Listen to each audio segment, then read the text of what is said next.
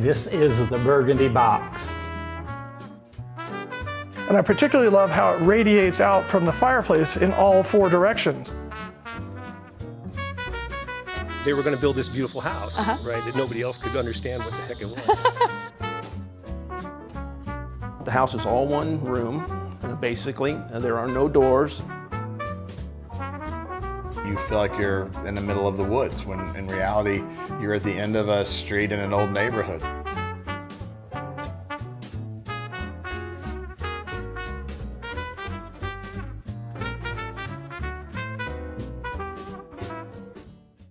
Hello and welcome to the 13th annual Back to the Future Home Tour, a celebration of all things mid-century modern.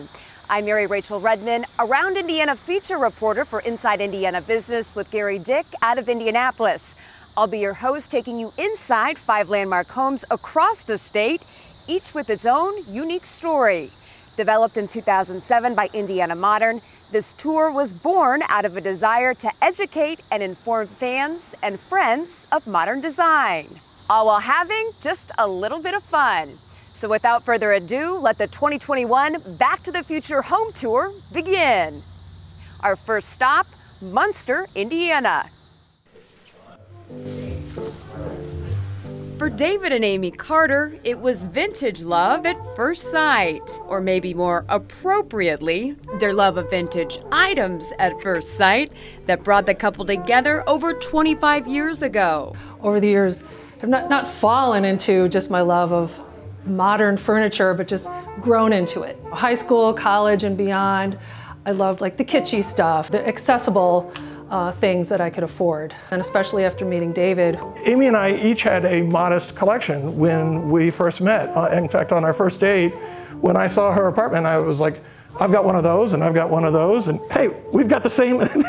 So we both loved mid-century modern, and we both had a modest collection of tiki stuff. Our shared passion for this just turned the collecting up into overdrive. After several years of just thrifting together and finding things to collect for our personal use, we realized that we had really amassed a lot. Leading the Carters, who lived in Chicago at the time, to start their own business, Pegboard Modern, which they still own and operate today. Only now it's in Indiana. And so is the place they now call home. Modern design is what brought us to Munster. When people pull up, it doesn't even look like there's a half a house here. Really? We've had a couple of UPS and FedEx delivery guys who got confused. They came around to the kitchen door because they didn't think this was actually the front door. So. I mean, it could almost be a back porch, but these are two sliding glass doors as a front door. I've never seen anything like it. Yeah. Well, there's the same 16 feet of sliding glass doors on all 4 sides of the house, so you can put screens up and open the doors and get cross ventilation in either direction. It's beautiful to be able to see out into the trees, and although it's exposed, you've got the trees that really kind of shelter and give you some privacy. Yeah, and shade. Keep the western sun from heating up the front of the house. And obviously we don't want everyone to be able to just see right into the house all the time, so in the evening or at any time really, we simply close the louvered doors. And these are original to the home. Exactly, yep. Ceiling is low. Yeah, it opens up in here. You can breathe. This is amazing. It really connects you with the outdoors in that you get a sense of the time of the day and the weather. I mean, if it's overcast, you know it. If it's bright and sunny, you know it. Between the big windows on all 4 sides and the skylights, we feel really connected to nature and to the outdoors. It is fantastic. Yeah. And it really does. The central part of the house, it's very much a Frank Lloyd Wright concept to have the fireplace. Fireplace in the heart of the house. In the heart of the house. And this is, I don't think there's a better example than this right here. So do you, even just the way the chairs are set up, I mean, do you guys sit here? I mean, you could roast some marshmallows, right? We haven't done s'mores, but we have gathered around the fireplace and had a little fire going. Yeah, it's really nice. The cool thing too is you get a sense of not just the time of day, but the seasons, because the light changes, from the seasons. I've taken pictures in here at different times of day, different times of the year, and it's fascinating how differently the color, temperature, and everything of the light is. It's really neat. kind of looking at these chairs. Well, we wanted to keep the space open. We didn't want it to be too opaque. And we went back and forth on even having the Papa Bear chair there because it's a big, large form and it's opaque. But it's so cozy and it's so perfect to have next to a fireplace. But we intentionally went with the Finial and these circa 60s chairs because they have a light, open, airy frame and they don't feel like they block, you can almost see through them from other rooms in the house. There is a straight open line and there's nothing blocking anywhere. And these, I kind of want to take a seat at them. So how old are these? They're from the 1960s. And they look this nice? Yeah, well, these we have restored. Okay. A lot of our stuff is in original condition, and it's got some patina. It shows love. It's got. But it's comfortable. That is the one common thread between the mid-century modern houses I've been to. This older furniture is way more comfortable than what you buy today. I think it's also a misconception that people have about modern design. They picture it as being austere and hard-edged and uncomfortable. I think that's a misnomer. Everything that we have, we use and we enjoy and we find to be very comfortable. I mean, even things that look maybe a little funky and you question, is that comfortable? When you sit in, you go, oh yeah, it is. And then we've got this nice, cozy little space here. The O'Neills, when the house was designed. And speaking of the O'Neills, they're the family who originally commissioned John McPherson to design this 3,500 square foot modernist ranch in 1965. And the house has served the Carters so well, they tell me it could have just as well been designed for them. I thought it made a nice little cozy nook, and I have this Finial library table, which might be a singular example. I haven't found another one at auction or for sale ever anywhere. It's beautiful. And it's one of my favorite pieces. It's just so delicate and light, and it's got so many wonderful details. And I like that it's high. You can put the books and magazines underneath. You can see the books. You're not lying flat. And really, I just kind of want to cozy up over here, take a seat, get a book, maybe put my feet up. There you go. This is lovely. So this is one area of the home. And again, this is open concept to a degree that most people have never seen. So, we come obviously through the front door, we've passed this space, we've got this wonderful fireplace here, and then to our right, this is a room. Even though there are no walls, in terms of making it a separate room. Yeah. It's got a more formal seating group, a conversation group of 2 chairs and a sofa. We used to have 2 chairs right there where the bench is, but we wanted it to be open to that little kind of Japanese garden area out there. And we have the kukupora chair there so you can kick back and relax and enjoy the garden and have a coffee and read. Again, we try not to be too stuffy, but this has a little bit more refined, a little bit more formal feel than the family room, which is more funky and fun and playful. Now, I have to say, this George Nakashima rocking chair is my favorite. But, traditional with modern. He would take traditional forms like a spindleback chair with his Japanese, he was Japanese American, so he had that aesthetic, and then he was very modern. And he was all about the materials, he was all about trees, so a lot of his designs would incorporate a live edge, where rather than sawing it off, he would just remove the bark and leave that organic shape. And I love the asymmetry of it with the single arm. It's beautiful. It is. The living room also features this George Nelson designed sling sofa, bookended by a bronze Plattner side table by Knoll and a marble tabletop by Laverne. And on the opposite wall hangs a Solowitt wavy lines lithograph. Later in his career, he started using a lot more organic forms and free shapes. What do you think that is? Yeah. Nothing. I don't. It's wavy lines. It could be snakes. It could be. It's wavy lines. Is what it is. Just like we've got a couple Lewitt gouaches in the dining room, and they're titled irregular forms, and that's what they are. They're not geometric shapes. They're irregular forms. So this lamp is super unique. It's a great Italian design. Italians do some of the best lighting. I mean, the Trinale lamp, the Gaya Lente lamp. We have a Sarfati floor lamp in the dining room. Italians just do lighting like nobody else. My favorite part, you've brought tiki, but it's classy tiki. Just a hint. Yep. Well, he's a big He's a big guy, but it works, right? It works. Yeah, it's a Maori-style tiki that came from a tiki bar in Brookfield, Wisconsin. A friend of mine from Chicago and I drove up in my van to fetch it. This guy had it. So you put this in your van? Yeah, he had it on his front porch. How much does that weigh? It's heavy. I can't deadlift it. You have to put wheels under it. And I'm glad he fits inside. If he was any taller, we wouldn't be able to get him underneath the beams. From blacks and browns to a room in blue. The majority of the family room features designs primarily by Herman Miller, including a modular group sofa, this Irving Harper kangaroo chair, and of course the iconic marshmallow sofa. Driving home the cool color scheme is the Carter's collection of Aldo Landi ceramics by Batosi in Rimini Blue. This is the coconut chair. Yep, and that's kind of the piece that set the tone for the whole room.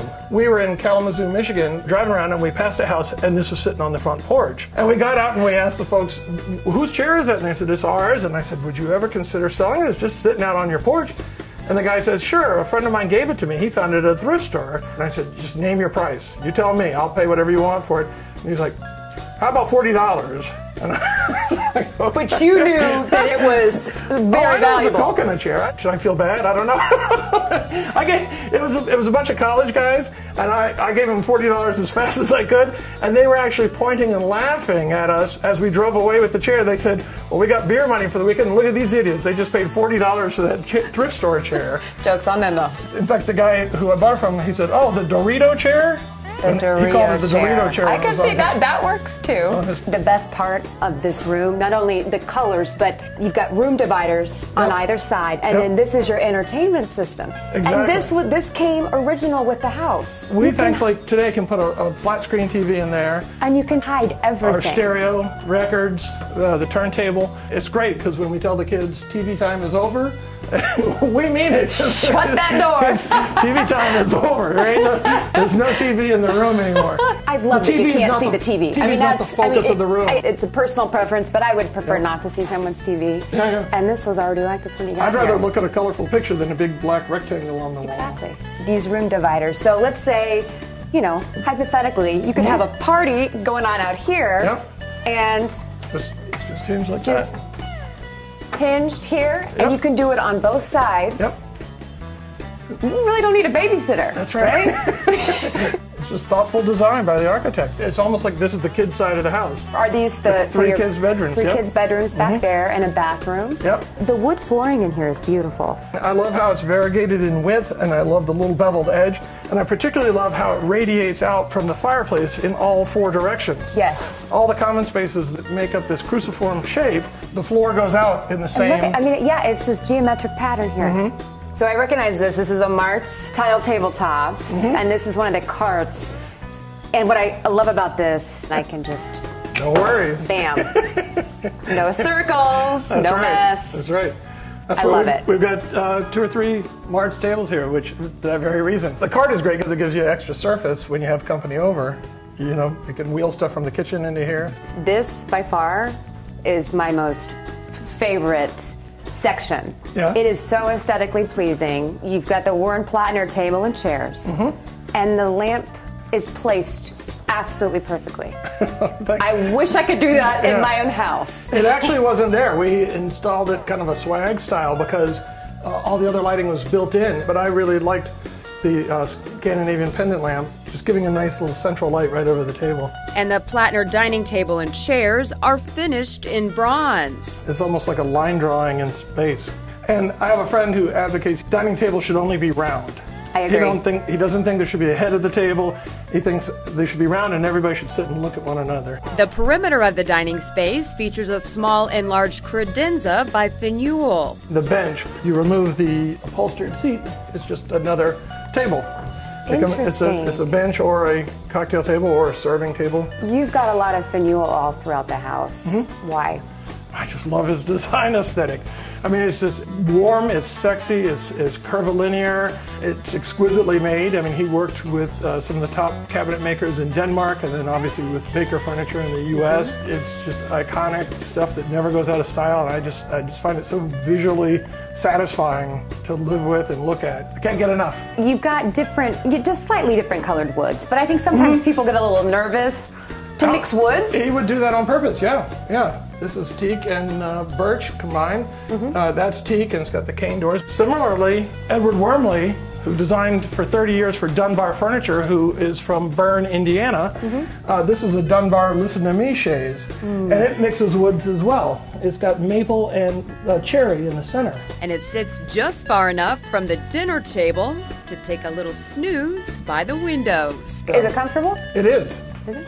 Try it. Take it for a spin. Don't mind if I do.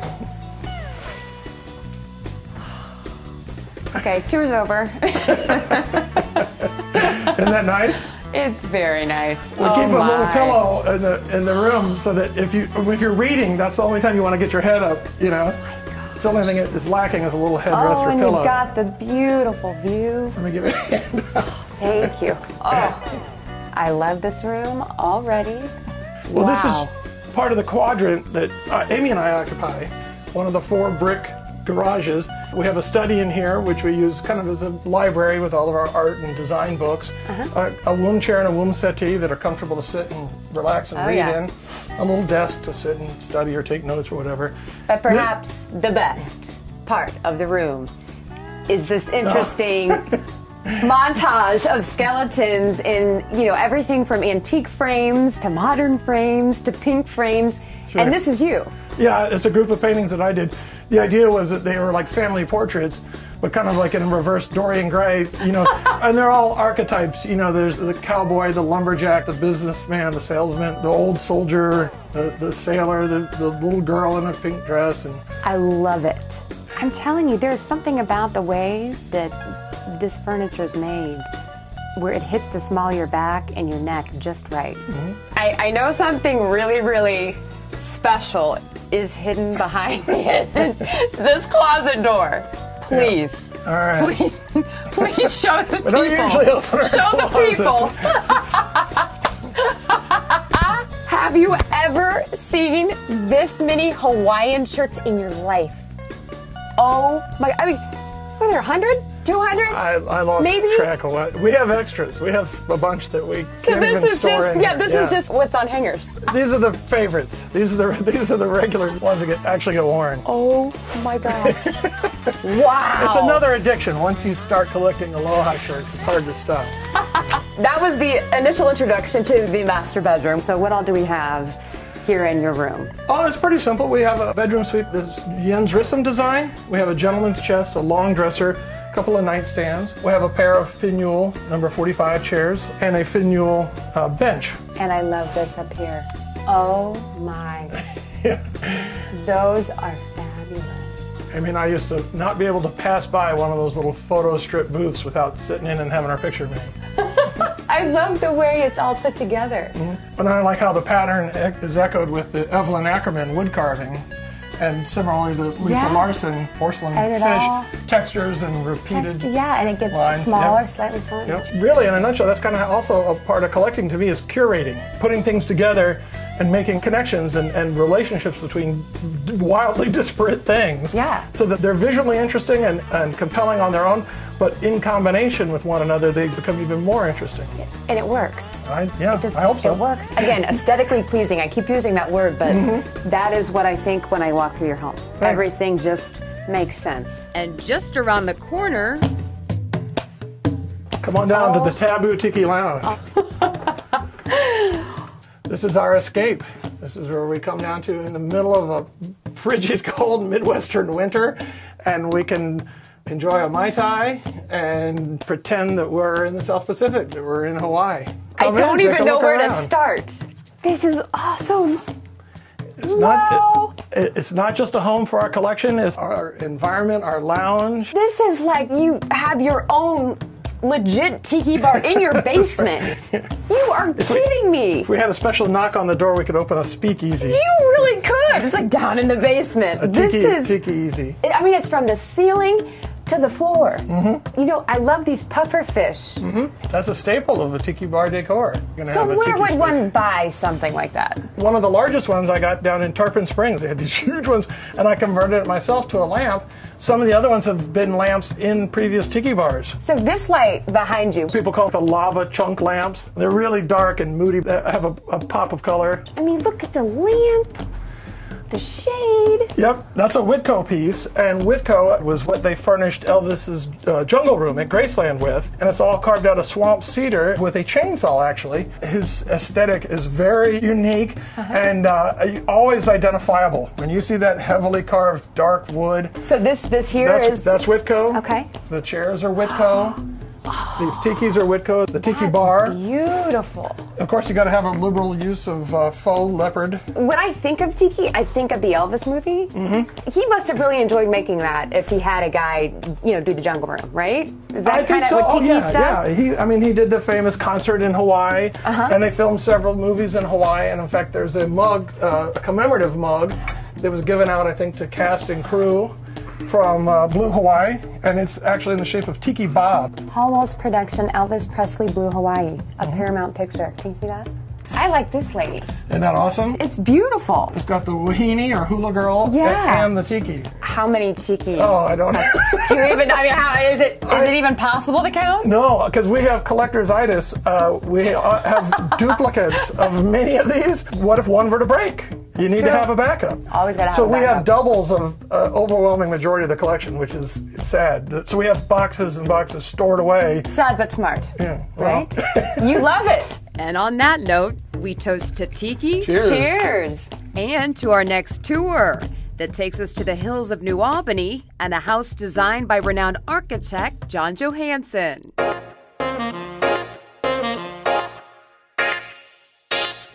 So this is kind of like the hidden bat cave. And approaching the front door, this is original to the home? It is. Looks like it might need a coat of varnish, but at the same time it's weathered and funky, right? Yeah, no, I kind of like it like that. There we go. Thank you. Oh, wow. This is gorgeous. Yeah, I mean, the walnut is unreal. I don't even know that they would make paneling like this anymore. Supposedly, a lot of the walnuts come from the property, from some old walnut trees that were then planed and sanded, and here it is. Good friend of mine, Ed Garber, he kind of took this project on because he knew the people that were living here. He's a project kind of guy, likes to get involved in things like this, and this is such a funky, cool, historic piece of property. He has his own creative style that he's incorporated it. You know, I think it was kind of lightly sanded and then refinished, but not drastically, as you can tell. We kind of left it. It's still very natural. Yes. It's kind of got that cabin feel. Yeah, and you're very exactly. much in the woods. Again, this house kind of is the art. It is the furniture in a sense, so we just have tried to furnish it in a way that's comfortable so people can gather and relax, but you know, we're not trying to overdo anything. Let's make our way into this open space, which is very mid-century modern in terms of the openness with the kitchen and the kitchen table and everything kind of flows. The first thing that sticks out to me is this amazing fireplace. Yes. And this is original to the home. Correct. There's a really neat feature here. The Kelso family that built it back in 1957 etched into the stonework their name and the year that the house was built. It carries on down into the basement. It's functional, certainly funky. I've never seen anything like that before. It's super unique. What is this up here? You know, I think that actually might have been a little safe kind of place to hide things. There probably was a stone actually that might have been in front of it. There's like little nooks and things like that. You know, the bar area that's over here, you know, they're cabinets and you open it up and it's just like, there's surprises, I guess, throughout the house. The bookshelves were put in by Ed. This collection that goes, you know, from everything from art to nature to food to fashion. And so people that are here, that stay here, you know, before you know it, you'll be sitting in one of these comfortable chairs and the entire afternoon will go by, but just looking at some of the books. It's new, it has this nice live edge. You know, it doesn't take away from, you know, the history of the house, it adds to it. In terms of, you know, how you furnish this, some of it is vintage, but then some of it is just reproduction. Yeah, I mean, there's stuff. This looks amazing. Yeah, oh, no question, right? Go ahead and take a seat. Yeah. I mean, you look timeless in it. Exactly. Want to hand me a book? So that's a new piece. Okay. These tables, our vintage period. The lamps, obviously. I love the lamps.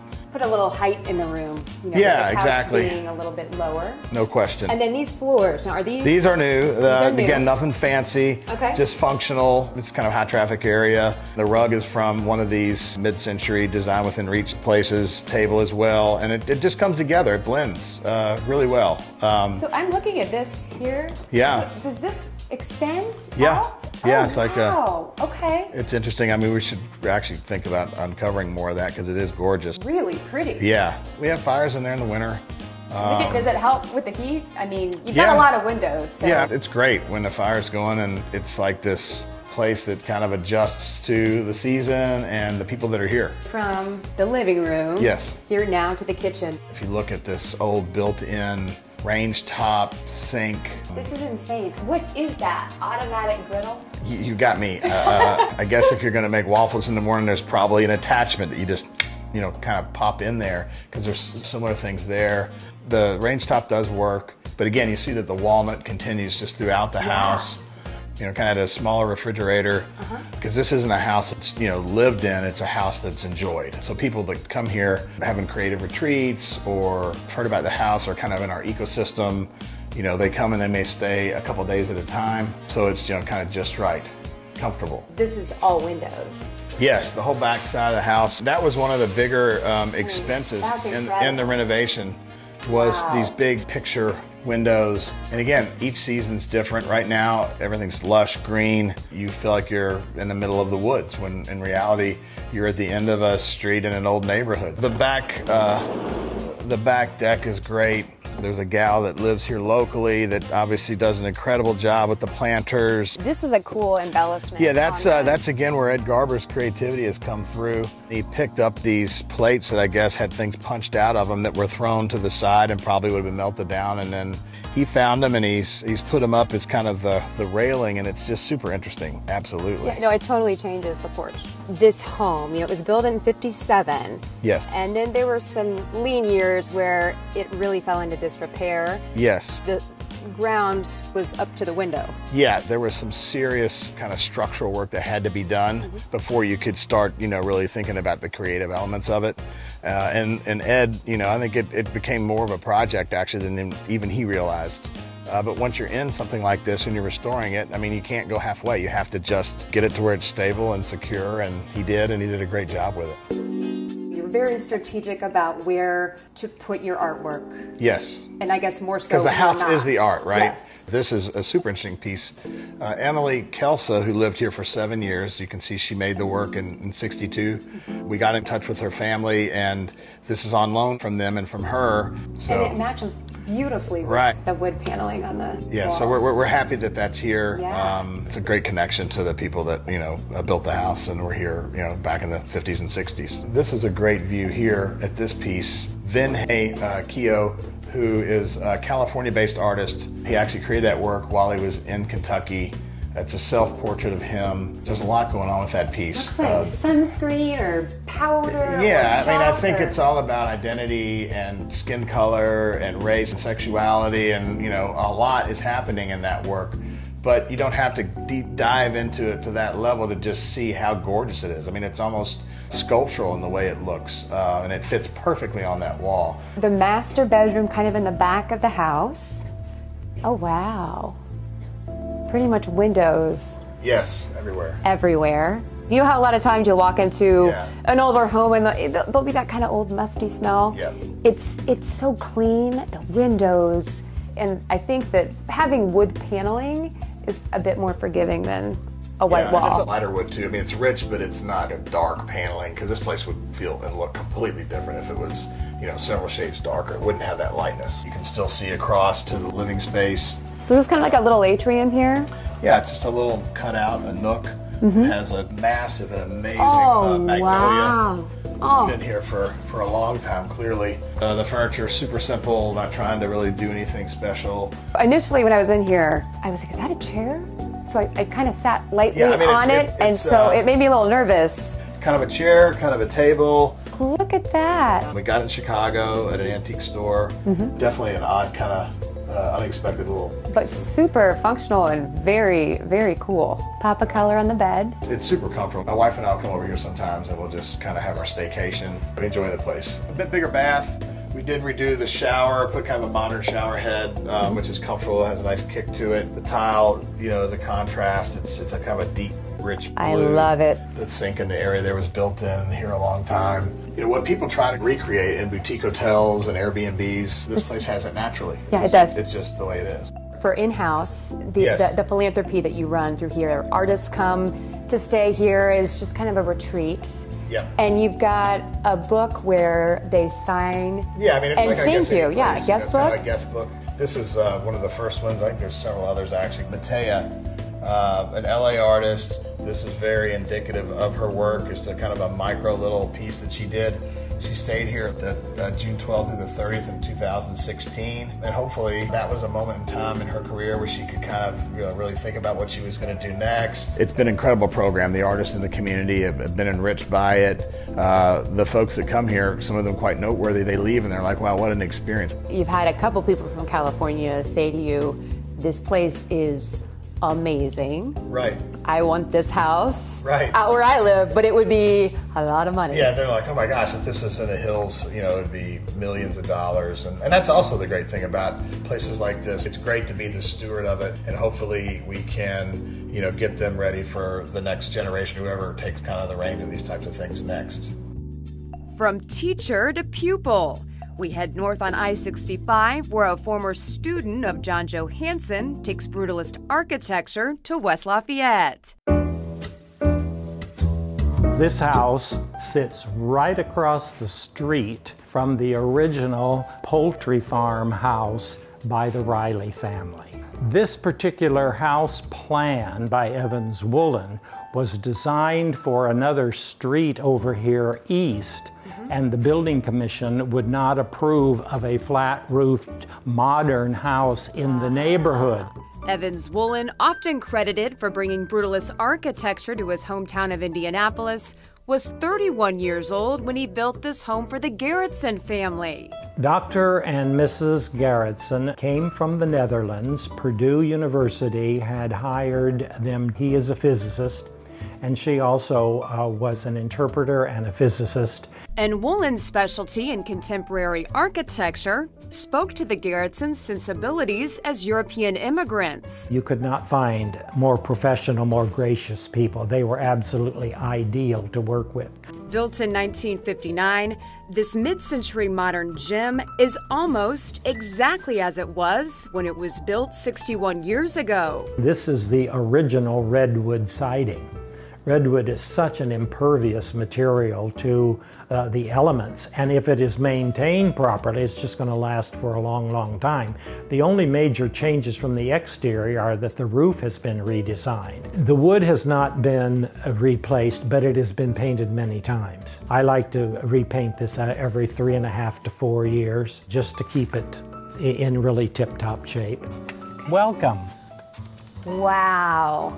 The Burgundy box. This is the Burgundy box. Before we even start the tour, the first thing that grabbed my attention is this light. Yes. It is fabulous. Yes. As I walked into the space and experienced how much space was here, the only light fixture that would be the most appropriate would be the artichoke light. Still considered a design icon even by today's standards, Paul Henningsen's artichoke lamp came on the scene in 1958, defining the look of an era. A lamp was no longer just a lamp, but a piece of art. And that's why we have the artichoke lamp up here. The front entrance door opens onto the landing of a floating staircase that leads to the second floor and down to the lower level. We begin the tour in the upper level living room. The windows from wall to wall, the division of the glazing space is so reminiscent of a Piet Mondrian painting. If you could visualize yellow, red, and blue, the primary colors in the different spaces, you can see that it is definitely reminiscent of Piet's work. It's beautiful, and although we don't have those colors, the greenery outside is fabulous. It's like its own painting. And as Jim points out, it can quite literally pay off to be a physicist when building a home. Right now we've got the lights on, but I mean, if you didn't want to, you really don't need any overhead light, do you? Until it gets to be dark outside. So much of the time can be spent in here without using artificial lighting. That serves the main purpose. A little bit of the roof there sticking beyond the plane of the side of the house. That was a calculation by Dr. Gerritsen that if you would extend the roof beyond the side of the house, in the summer when the sun is high, that is going to shade the windows and keep the room cooler. In the winter, when the sun is lower, the sun can come in and warm the room. Genius. Now to the furnishings. A collection that started over 50 years ago. Jim's philosophy behind buying furniture is inspired by advice he received long ago. Don't try to fill it up all at once. Invest in good and the best. If you can, also invest in work that is done by renowned or famous people, because it is only going to be an investment and will increase in value. The living room and dining room are chock full of some of the biggest names in mid-century design. We've got a Wassily chair. Yes. What is the significance of that? I know that's a very big mid-century modern piece. It is an iconic piece of furniture. It was done by Marcel Brauer when he was teaching at the Bauhaus in Germany. And he was riding his bicycle one day to the studio. And as he looked at his chrome handlebars, he thought, if these can be bent and manipulated to become handlebars, surely we can manipulate chrome metal and make a chair. I mean, these look like handlebars here, you know, sitting. And it's extremely comfortable. It is. It doesn't look like it would be. But it is. And how old is this piece? 1925. And perhaps two of the most unique pieces in the space are these pair of ribbon chairs, originally released in 1967 by the renowned French furniture designer Pierre Paulin, who famously said a chair should be more than simply functional. That's perfection. It hits the small of my back.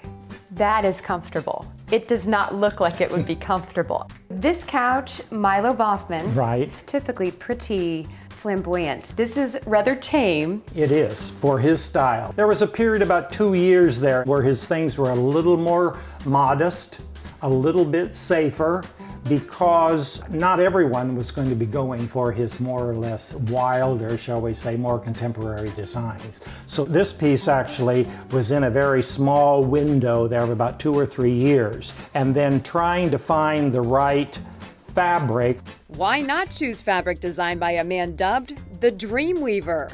And that's exactly what Jim did. Jack Linner Larson was known as the most influential textile designer of the 20th century. His fabrics adorned some of the most iconic spaces in the world. This house will always grow and should. Including Jacqueline Kennedy's 1960s redesign of the White House and Frank Lloyd Wright's masterpiece, Falling Water. I love Jack Linner Larson, so I'm just gonna sit on this to see what it feels like. And it's textured. Yes. How long has this held up? So we are in the early 70s with this sofa, with the same fabric. Same fabric? Yes, yes. Now I know why they call him the textile man of the 20th century. Exactly. Complementing the Boffman couch is this classic Warren Plattner cocktail table, along with this matching Plattner side table and a pedestal table by Eero Saarinen. Everything in here is very neutral. Yes. And the one pop of color is here in the corner. This is the only room where the height would actually be appropriate for this tall vertical piece of sculpture. Vasa was the person in the 1970s who pioneered with the use of synthetic materials, styrene, plexiglass, whatever, to make these beautiful pieces of sculpture. And they're almost all columns. When originally built in 1959, there was no fireplace in the home. So Jim decided to change that in 2012. He personally designed this fireplace for the living room that features a live edge mantle, finished in black walnut, and balanced asymmetrically. But the asymmetrical balance and design of it not going clear to the edge here, going off the edge over there and going back to the wall, I think is what makes that particular design very, very special. Directly behind us, in the same space, the dining room. This was the first thing that my eye was drawn towards. Right. I love the way it hangs. Well, it's lead crystal. Each concave, convex, circular shape has its own chain suspended down. It was made by Grow and Cuddle. And then right below it, Eero Saarinen's tulip table. Yes. Created in 1957, the tulip table is famous for its legless design, making it nearly impossible to find a dining chair that won't work. It is flawless. And then talk about the chairs that go along with the table, and why pick this color? The chair's designed by Warren Plattner, and he was inspired by going through the Connecticut countryside when a farmer had put his wheat into shocks, and that is what inspired him to create this chair. This particular fabric, which is hand-woven wool in Greece, undyed, which means the colors you see in it are as the wool would come off the sheep's back. And does it hold up pretty well? Oh, absolutely. I've had this since the early 80s. Oh, they look brand new. I know they do. To the kitchen we go. I have to say, I find it interesting there's a door to the kitchen. Speaking of doors, there are doors for every room. They are the originals from 1959. They look brand new. They do. And they had 2 children? Yes, 2 teenage boys. I have 1, and she's 18 months, and my doors don't look anywhere near this good. And one might call this a galley kitchen, morphed into a gallery. Toast. Yes. This piece, it almost looks Andy Warhol. Exactly. Like it's almost a pop piece. Yeah, it does. It's exactly. like pop art. Well, it's done by Gay Aulenti, who is a very renowned Italian woman architect. Her toaster has become the sought-after iconic piece when it comes to utilitarian things that she has designed. It may be functional, but it looks too pretty to actually use. If you used it, oh no, I won't use it, because if you use something like that, then the value is just, it catapults to nothing. Jim's most precious kitchen collection, his designer tea kettles. This one is done by Michael Graves. It is very rare, and it is called the Leonardo teapot. Oh, it's beautiful. You had mentioned this particular tea kettle, and to me it just looks like any old tea kettle. Right. But there's a little bit more to it. There is a lot more to that particular tea kettle. Apparently, in 2013, JCPenney landed in hot water over this stainless steel tea kettle, also designed by Michael Graves, after critics claimed it closely resembled Nazi leader Adolf Hitler. By virtue of the controversy, they discontinued it. You know, and in looking at everything in this kitchen, it's original. Everything is original. Yeah. Like these brightly colored Formica laminate countertops and backsplash. Look at that pattern. And the hardware on the cabinet. Absolutely 50s. I mean, you can't see anything more 50s than the pulls on the cabinet doors. And the backsplash here. Oh gosh, it's incredible. And I would be remiss if I didn't say anything about the oven. The oven. Do you use this? Very seldom. Okay. Very seldom, but there's no way I would ever change it out. Does it work? Yeah, oh, definitely it works. Okay. Absolutely. The only thing that's been changed in the kitchen is the stove. It had an electric stove with 4 burners, but over time another burner would go out, so I had to have that replaced. But my favorite part of this kitchen? Mary Rachel? Yeah? Are you in the kitchen? I am. Could you reach me a Coke, please? Sure. Oh. Thank you. Look Perfect. at that. that is useful. I thought this was storage. Out of the kitchen doorway to the left, we make our way to the master bedroom. This is beautiful, but completely different than the rest of the home. Right. This looks Victorian, so why the change in It is Victorian. aesthetic? It's an East Lake piece, which was in the late Victorian era. And I would think if all the pieces in the house are mid-century modern or really, really modern, for the balance, I felt we needed some really precious, iconic Victorian or antique pieces. But don't let the room fool you. There are still several whispers of mid-century design through the use of contemporary crafts, like this wood hat sculpture by Johannes Michelson and the bedside lamp atop the Milo Bothman bedside table. Is this wood? It is turned wood. It's done by Billy Hall, and he is known for being able to turn wood to the thinness of transparency. So That's this why is you not can see glass. that is not glass. That is actually lathe turned wood. That's beautiful. This chair, Frank Gehry? Frank Gehry, very famous American architect, grew up in Canada, lived on an apple orchard, and that is what has inspired the design of the seat of the chair. It looks like the bottom of a basket. He also was an avid hockey fan, so when Knoll Furniture Company commissioned him to do a series of chairs, he named each chair in the design after a play in hockey.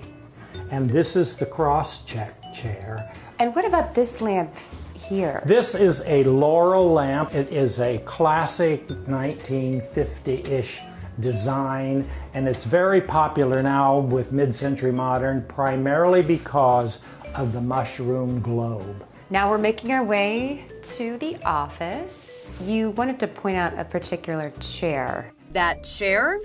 This William Catavalis tea chair designed in 1952. Catavalis chose the letter T as the inspiration for this chair. And as you actually study the chair, it is a composite of 5 different T's. The leather shape creates a T. The back of the chair for the support creates a T. The 2 front legs create a T. And if you look at the understructure holding it all together, it is a T. This looks very mid-century modern. It is authentic mid-century modern, 100% linen, and it was here when I purchased the house, but they have had it for years and years, and that probably is one of the most interesting pieces. When people tour the house, they ask, like, where's the source for this? Well, of course, I don't know, but I wouldn't touch it for anything. It's just perfect. Also on display in the office, this rare chess set created in 1962 by Austin Cox for the Aluminum Company of America. We did have an Alcoa aluminum plant here in Lafayette, so it kind of has some local ties to it. Also, it's a very sought-after mid-century modern piece for collectors. The lower level originally housed the bedrooms for the Gerritsons' 2 sons. This is Rob's room right here, and the other one over there is Jeroen's room. And he was the one that actually chose the tile, the pattern in the tile. Rob just said, use whatever we have here, and he liked green, so they did green tile. And 2 single beds. Haywood Wakefield? It is Haywood Wakefield, yes. It is a complete set of Haywood Wakefield, the twin beds, the little nightstand, and the side table. And then luckily I found a Haywood Wakefield dollhouse, which is right over there. I have to look. This is fantastic. It even has modern furniture in it. It does have modern furniture. This was formerly Jeroen's room. Yes. And it's now your TV room. Yes. Oh, wow, this is funky. Black and white motif. Exactly, black and white motif. And the 2 Ames chairs, and then the 2 chairs here are by Mies van der Rohe.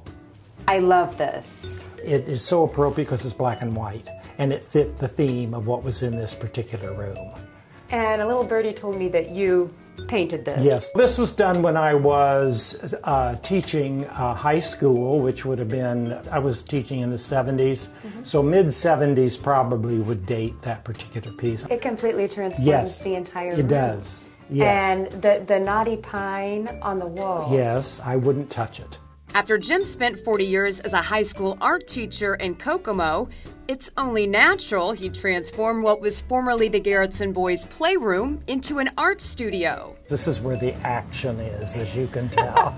So how did a high school art teacher end up buying this house from two Purdue physicists from the Netherlands? Well, fate and a little rainfall. My sister was on her way to the library here in West Lafayette, and it was a pouring rainstorm, and she saw this elderly man walking down the street. So she pulled over and asked him if he would want a ride, and he said, "Oh, you are an angel, sure." So she gave Dr. Garretson a ride to this particular house. And she called me that same evening and said, "Jim, I think I have found your house." And that small gesture of kindness led Jim to what he would soon realize was the house of his dreams. If someone says, "Well, where would you move to next?" there is not another place that I would be happy with. I mean, this is it. I mean, this is home to me. Hidden in the tree canopy of Monroe County is a place I like to call the house that Larry built. This is the house that Larry built. Yes, the house that Larry built.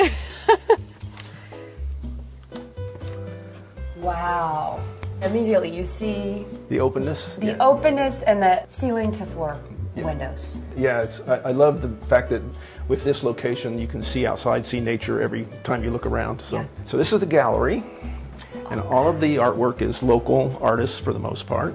I purchased it at the 4th Street Art Fair in Bloomington over the years, and just supported local artists wherever I can. This is an interesting piece. That's one of mine, actually. You dabble in art as well? Well, I'm terrible, but I made this.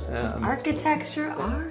I like the idea of the different things about a mask. It can mask what's really beautiful behind it or something like that. So. Oh, I love it. That's very cool. This next one is a piece by Doug Weathersby, a friend of my daughter's. And his company is called Environmental Services. You can hire him to do home improvement work, and he will create an art piece out of whatever job you've given him. He was cleaning out a basement here, and this is his work. The mental part. The mental. I think play on words. Yeah. This is kind of an interesting, fun piece. This is a toaster? It's a toaster. And it's by an artist named Michael Evans in Bloomington. And this is actually a jewelry box. You can put jewelry in it. And he takes appliances and repurposes them into... Do you mind if I look? No, sure. So this, you can put rings here. It's just a little tiny drawer. It doesn't come out very far. There you go. How fun. And it's on this pedestal. Right. And I told him I would buy it if he would also sell me the pedestal, and he did. So okay. we got both of them. How fun. You would never think you'd find jewelry in a toaster. Another feature I kind of want to talk about are these parquet floors. Thank you. Yes. I actually installed these myself. When I built the house, I had the contractor build the exterior. Then I did the finish work of the interior, the painting, the wood trim, the floors, even built the decks. And that was one of the ways the house was affordable, because I did some of my own work. This looks very intense and complex. Yeah. I mean, it's not just your typical slabs of wood. No. This is very detailed. Teak parquet. It's original to the house. It looks pretty good still. I would say so. How long did it take you? 2 weeks maybe to lay it. You know. That's it? I think it would have taken me 2 years.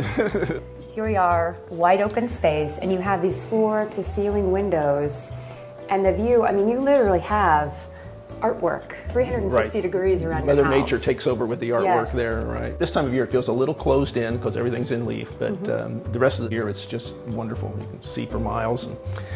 Yes, and part of the deal was coming in this way was with sort of compressing us in a small space and then opening up into a big space, which is sort of one of the Frank Lloyd Wright's things, so that you feel the openness then. The house is all one room. There are no doors except on the guest bathroom and the large fireplace. The idea is that the space just kind of flows around all the various parts of the house, and you always feel kind of connected to the outside.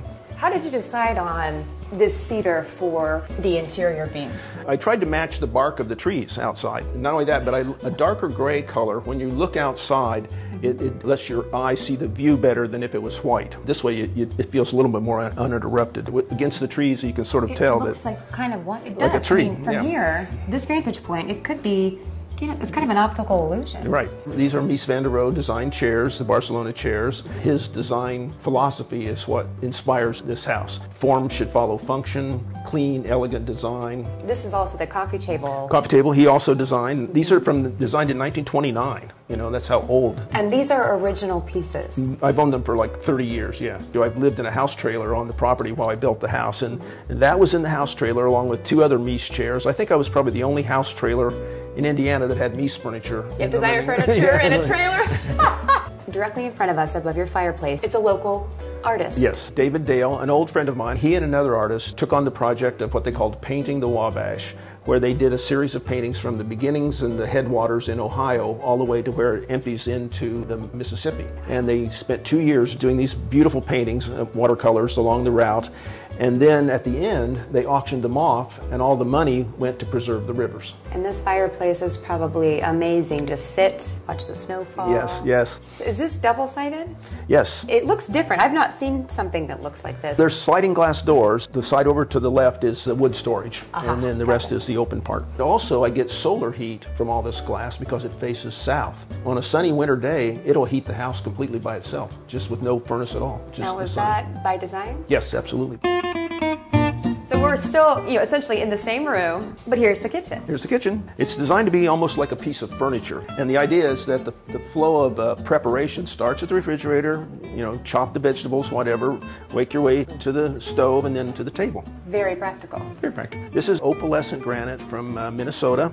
It was a little scary. The appliances came from Indianapolis, the cabinets came from Columbus, and the granite came from Minnesota, and they all had to fit together when they got here. And this is original to the home? Original to the home, yes. Yes. Very old school. It's very old school. This is the exhaust, so instead of having a hood up here blocking, the view, the air goes down through here. When you turn on the fan, it pulls the... So it goes down. It goes down and out to the outside. I think this is genius, because the hood can be, it's really loud. Right. If you had that here, it blocked the openness. Yeah, and that's why there are no overhead cabinets.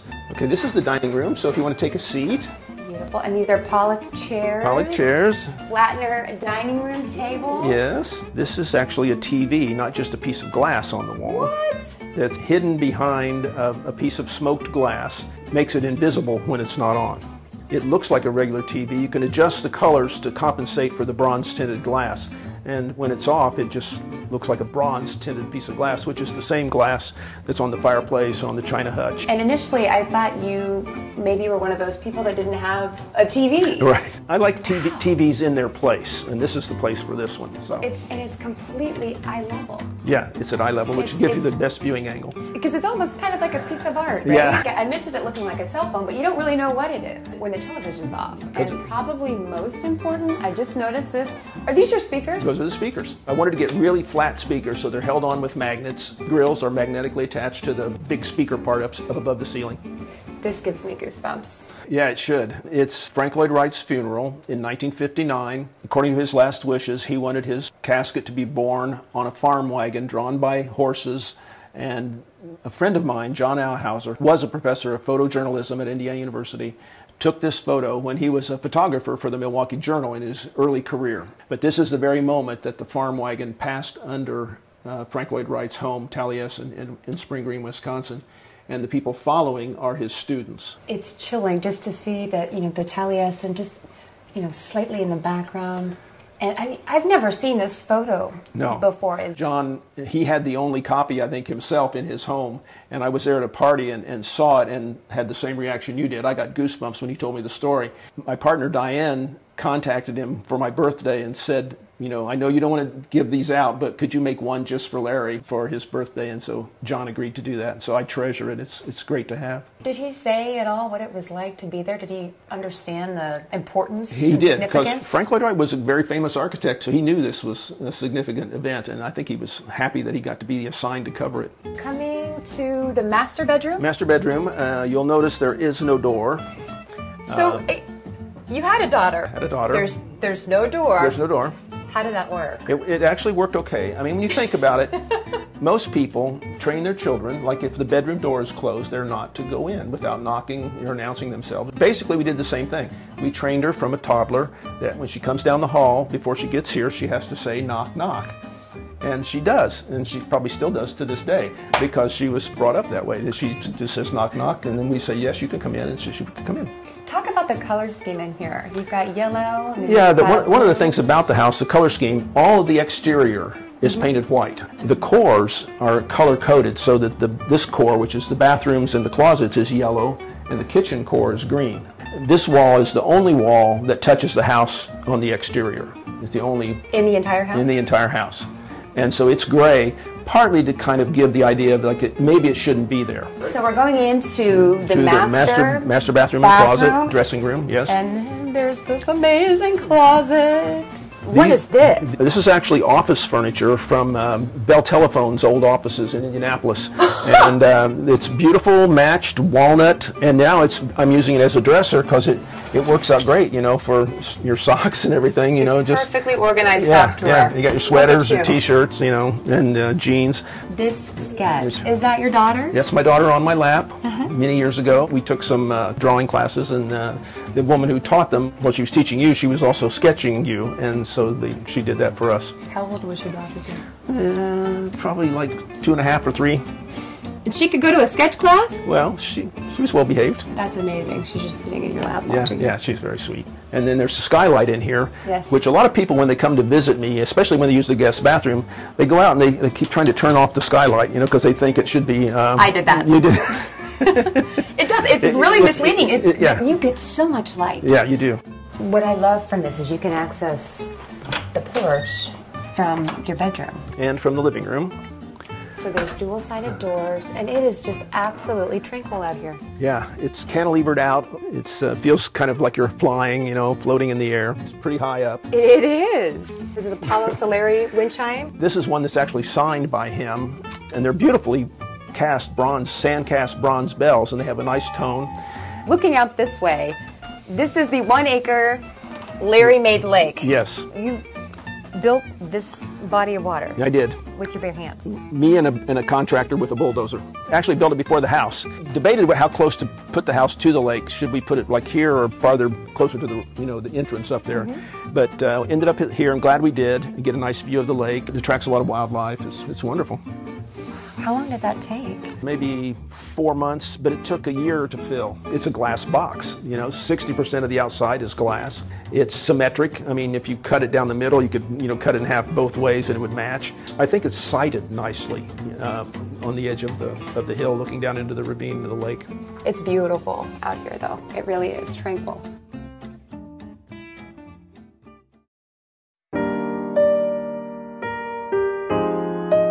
Our last tour tells the story of more than just a Frank Lloyd Wright house, but the story of a family, the Davis family from Marion, Indiana, who just so happened to be one of the lucky few chosen by arguably the most renowned and, of course, eccentric architect of the 20th century. We begin this story at the Mayo Clinic in Rochester in 1950. A young Dr. Richard A. Davis, then the first assistant surgeon under Dr. Chuck Mayo, is assigned to care for a most interesting patient in his early 80s. Mr. Wright comes in complaining of a bellyache, as my father would say, and it turns out he's got a diseased gallbladder, and it's giving him some trouble. So Dr. Mayo suggests surgery, and so they admit him, and my dad goes in the morning to talk to him about his surgery the next day, and Mr. Wright says, "I'm feeling much better now. I don't think I need the surgery. And where are you living, young man?" A 29-year-old Richard Davis explained to Mr. Wright that he had plans to move back to his hometown of Marion, where he would join his brother Joseph and Father Merrill in opening a medical practice, much like Mayo Clinic. Mr. Wright basically said, "Call my office, let's talk a little bit about who you are and what you do." And my father was a trained classical musician and played the viola. And my mother, who was a music education major and a dancer, and a marimba player and a piano player. And one of the things Mr. Wright kind of thought was good was, doctors who were patrons of the arts and music and those kind of things. And so he kind of took a shine to my father and my mother. Although music and architecture are greatly parallel, same kind of mind, almost the same technique. And then Mr. Wright extended an invitation to Taliesin to Dr. Davis and his wife Elaine. Early impressions are the most vividly recalled. A small flower on the tray. The menu was roasted chicken with the greenest of vegetables and yellow squash. The napkins were paper of a light brown fall color. It was the land of natural food, all homegrown on the farms. Happy people all around, working and entertaining us. Day 2 of the Davises' visit, they met with Mr. Wright to discuss plans for their new home. We entered and went down the long hall to Mr. Wright's sitting room. He said, "Now let's discuss what you need." What do you try to put into a house when you design one? First of all, the family it's designed for, as a rule. He said the living room should be the music room, which he knew we wanted. He then inquired as to the number of children we planned on having. We told him 4. He also said that fireplaces are quite important for family unity and atmosphere. Ultimately ends up with a set of plans. And a directive to find the perfect parcel of land in Indiana to suit Mr. Wright's exacting taste. He suggested that I buy property, at least an acre, preferably with trees and a stream. He asked my dad, said, when you buy this piece of property, you want something that's wooded and something that nobody else really wants because it's got too much elevation to it. And here we are, we're standing on the higher part, and over there's the lower part, it's downhill, right? So this house is built amongst the trees. We try to put in a sense of unity of the altogether that makes it part of its site. If the thing is successful, the architect's effort, you can't imagine that house anywhere than right where it is. But Dr. Davis would soon find building a Frank Lloyd Wright house in Marion, Indiana was a lot easier said than done. And they said there's no way that this is possible. The first general contractor walked into my dad's office. "I can't do this. Mr. Wright is crazy. He doesn't even have a high school education or college or whatever it was. And he builds crazy things, and this won't work, and I can't do this. I've lost sleep over this." So he quits. So my dad calls Mr. Wright. The old post and beam construction, you can say this is the post and beam. It was all a kind of superimposition. When Mr. Wright heard that the guy had quit, he says, "The best thing that's happened to you, Dr. Davis." Mr. Wright said, "Well, put a phone on the tree, and we'll talk every Monday morning." My dad would have 7:30 surgeries, so he'd come out at 6 a.m. To this tree. And they would have this conversation. He would walk around and see what was going on, right? And then at 7, he'd have the call, and then he'd be undone the call, they'd do whatever, and over to the hospital he'd go and take out somebody's gallbladder. And the irony was, Wright never actually set foot on the property. He never came here. After a few hiccups, the Davis family finally moved into their Usonian-style Frank Lloyd Wright designed masterpiece that Wright officially named Woodside in 1955. Constructed of cement blocks painted in a light beige, the high roof was originally constructed of lapped cypress. The top of the teepee or center pylon, also cement, stands a whopping 40 feet high. This is not a home. It's built more like a custom ship. There's only one like it, right? There's not a thing like it, and everything you see was created on a plan by Mr. Wright. Which is precisely what piqued the interest of a middle school-aged Matt Harris, Woodside's current owner. I would go by it as we were going to school, and I would look at this house and I'd say, someday I'm going to own that house. And I was probably 12. Fast forward 23 years later, and got the call from my uncle and aunt who lived next door at the time, and they said the sign went up. Walked in, bought the house. The original front door is right here. Gotcha. So when you walk into any of his houses, you get the wow factor. So think about you walk in and then you are going to look right up. Oh, look at that. So this was added on 4 years later. It's called the teen wing after the main part of the house was built. So the wow factor is right here. And your eyes just automatically shoot. Well, because you just go right up. Shoot up. You know. How high is the ceiling? 30 some feet up. As we make our way into the great room, it's hard not to notice Wright's signature built-ins. This is all original. Right, correct? all built-ins. All built-ins. Yes. What is this? That's where the stereo was, the original stereo. So just You could put a record player right in there. And these triangular lights. I mean, that looks like it should be outside. So he was the first person to shoot light up. Really? Yeah. If you turn that light off, it is so different looking. It makes the room completely different. The built-in couch. So did you pick this fabric, or is this original? So signature fabric that, you know, one of the houses did back probably in the 80s or 90s. Okay. And I've just never changed it. Well, and he didn't want you to screw up his house with your furniture. What's amazing to me are the windows along the top. Right. And just the way your eye moves. I mean, everything is angular. These windows catch the afternoon light, and that's why they're there. Bringing the outside in, and then you're inside, but you feel like you're outside. The fireplace put in by Dr. Davis in the 50s was an imposing 8 by 6 feet. While the dimensions of the former frame are still visible, that original fireplace is no longer.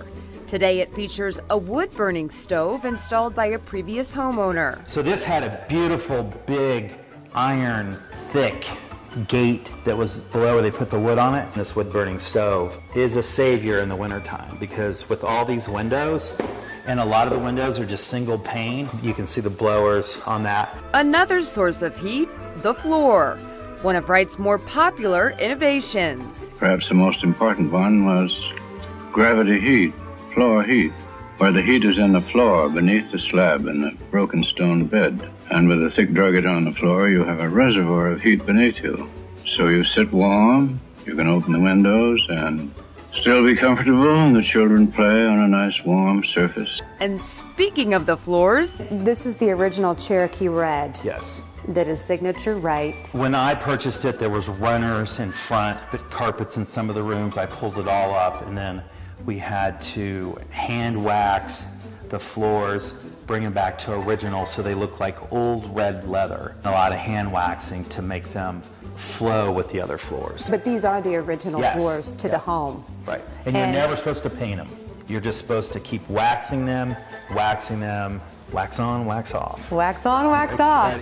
When we walk over here, part of the kitchen was a den. All these walls were covered in drywall, if you can believe that. This beautiful wood was covered with drywall? Yes. So this is the original wood. This original wood. It had cabinets on it, all covered in drywall. Now I have to admit, you know, every Wright house I've seen, the kitchen was not very kind. It was teeny tiny. So you've expanded this exponentially. So the original kitchen was right here. You're kidding. This was it. Right and here? This had all cabinets here, Sub-Zero. It was like a grill over here, and then a door went through that way. Okay. And the ceiling was 4 or 5 feet lower, and then we blew out the ceiling and opened up, and we found this diamond up here, which is interesting, and then a piece of the steel which holds up part of the house, and then of course that was painted. I just went with an open kitchen just to make it easier and more of a workplace, what I thought Frank Lloyd Wright would do in the future. Over here, that was a screened-in porch. Now it's the dining room. The dining table came from Germany, and I just wanted a different color, the white, and then I just went with these Italian Zanata. These are walnut. They're beautiful chairs. So you have the dark and then the white offset. Try to keep with the nature and the fall theme. This photo shows the Davis family sitting around the original dining table and chairs. In the early 90s, reproductions of the dining set were commissioned by former owners. Now it belongs to Harris. We make our way down the narrow hall en route to the basement to get a peek. Just the detail here, and then I also find it interesting, this juts out just ever so slightly, and it does it every few... Just to make it different, to offset it. So your eye just, it takes your eye somewhere else than just down a regular flat hallway. Completely, and then you've got these windows again for the natural lights. Oh, it is an absolute piece of art. So we are now headed to the basement. So obviously I've used the basement as storage. So I have original bedside storage that are Frank Lloyd Wright originals, and then these chairs are reproductions. And this was the part of the dining room set. Dining table set. And it's now in a museum, I believe, in Canada. I think Montreal. There wasn't a factory that made Frank Lloyd Wright furniture, so they had local craftsmen use different types of wood that Frank Lloyd Wright would pick out, and then he would design on the blueprints the furniture and how it was supposed to be made. These are original to the home? Correct. These side tables are? You know, and what's amazing to me is that everything matches. You look at the handle on that, the pole. And then so it matches the diamond. Yet everything has that same pattern, even the fabric on the chair. Right. So, are these comfy? For your size, yes. I'm gonna say they are very tiny. We would have dinner parties, and you would see a lot of people just feel uncomfortable. So that's when I went to the other dining room set, and then just brought these downstairs. The Davises would go on to have 4 children. Brian, Charlotte, Lisa, and finally the baby, Ned, in 1957. So what was it like growing up in a Frank Lloyd Wright house? This is one of your childhood memories. For some reason, yes. When I was little, which I was very little, I remember taking baths in here when I would spend the night. And it just seemed like it was 20 times larger than this. It was, I'd never seen anything like it that you stepped into like a pool. But of course, everything was larger than life when I was that age, and so it was just something that I would talk about for days. You know, I played with a rubber ducky in this pool at Ned's house. When I came back years later, of course, it looked half the size. I was like, what happened to that big tub? I don't think we knew the significance, of course, of who Frank Lloyd Wright really was, but we just knew that it was a cool house, especially that roof in the back where you could get up onto the roof practically. Uncle Dick and Aunt Elaine had a big St. Bernard named Zeno that didn't like his paws on that heated floors. And they had a number of oriental rugs that were throughout the house. And so Zeno, this huge dog, would go jumping from one oriental rug to the next. Speaking of Zeno. And when I was a kid, I used to come in here and hang out with my dog. It's big enough for it's huge. For a kid, for a dog and a couple kids. It's a playhouse. It really is a playhouse. Yeah. And as far as we know, the only Frank Lloyd Wright doghouse ever made. And the other thing is, I don't think it's ever moved from this spot. When the Davises first moved in during the fall of 1955, Woodside was half the size it is today. So this was really a cabin, a big living room with a hallway and a couple of bedrooms on the side. When I was quite little, I remember trying to crawl out of my crib, but my sisters were in the bunk beds to the left of me, and my brother was in the bunk beds to the right of me. Prompting the Wright-designed teen wing to be completed in 1961. The new wing added 2 bedrooms, a Jack and Jill bath adjoined by a step-down shower, with both bedrooms still having the original wall of closets and built-in desks. Also added were a lounge complete with more built-ins and a fireplace. And Charlotte and Brian moved to the new wing. Lisa moved to where Brian was in the library, and I was left in that room. But not long after, tragedy struck.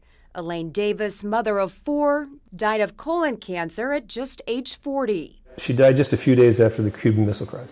I think part of living here, I have memories of her, even as a 5-year-old.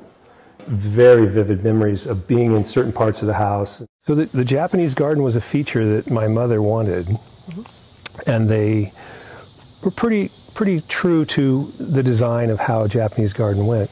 And that's one of the original ones. It's not in very good shape anymore. So are these original here? Yeah, that's an original. Is this the placement and everything? Yeah, this is where it was. Oh, so that goes on top of that? I don't know where the bottom part, there it is. It'd be something like this. There. That's what it was. And the light would go inside? Yeah. Within a few years of being widowed, Dr. Davis would reunite with a former college sweetheart named Madeline Pugh. Originally from Indianapolis, Pugh had moved to L.A. By the time she reconnected with Dr. Davis, Pugh had already spent 5 years writing the I Love Lucy show and was currently in the throes of writing the Lucille Ball spin-off, The Lucy Show. But the couple made it official in 1964. Madeline Pugh became Madeline Pugh Davis. She left Hollywood for Dr. Davis's Woodside.